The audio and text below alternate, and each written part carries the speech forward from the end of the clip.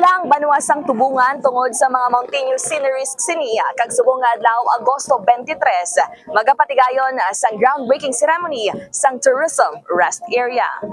Nagpatigayon sang groundbreaking ceremony ang Department of Tourism o DOT sa patindugon nga Tourist Rest Area sa Barangay Igpaho, Tubungan, Iloilo, Agosto 23. Dugang pa nagabalor sang 10 million pesos ang nasambit nga TRA kung sa diin isa ang banuasang tubungan sa apat ka mga lugar sa Western Visayas para sa nasambit nga proyekto. Lakip sa mga pasilidad sa TRA amo ang restrooms, coffee shops, pasalubong kag souvenir store, tourist information area kag charging station. Nahibaluan nga nagtambong man sa nasambit nga kahiwatan ang tiglikom sa Department of Tourism nga si Secretary Cristina Garcia Frasco. Ginpayag pa ni Secretary Frasco nga ang TRA ang isa sa mga flagship project ni President Ferdinand Marcos Jr. kag sa bahin sang Iloilo Province, hindi lang ini ang proyekto sang nasambit nga talatapan.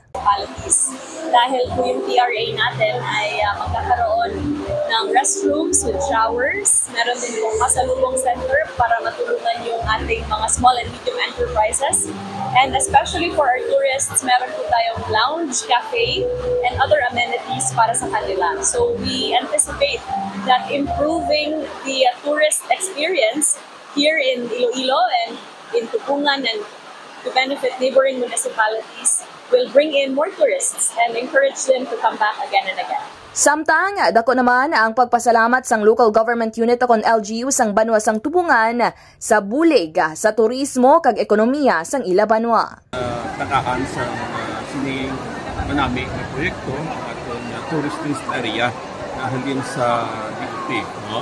So dako gid ni mabulig para sa aton kay knowing nga aton nga lugar dira sa may Baldan Judec dina-develop na ton kag wala kita sang facility nga ginapahamtang dira. Ton nga memorandum of agreement sa DNR kay ina na area nga gina-develop na ton kung may imbag na ton is iya ina sang DNR under sa DNR kay Forest Reserve sa area. So based sa aton nga memorandum of agreement, dapat ang Banwa magaubrasan iyang natawag na plano, no?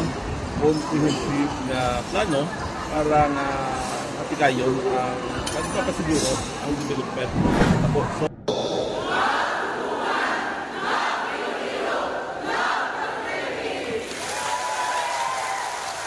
nagalaom ang aton sila nga Department of Tourism nga pinaagi sa TRA mapasangkag pagid ang ekonomiya kag turismo sa Banwa sang Tubungan. Report nagikan sa probinsya sang Iloilo, ini si ka K5 Kim Montaño Kaluyo para sa Kampiyon nga Balita, Serbisyo Publiko kag Galingawan sa Iloilo.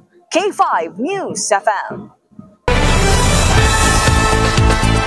Ang ining nga balita ang ginadulong sa inyo sang DTX Coffee Mix. Himo sa natural nga sangka pareho sang amarkuso, chia seeds, sugared cane extract powder. DTX Coffee Mix. Nakakapi ka na, naka-detox ka pa. DTX Coffee Mix. Mabakal sa mga butika.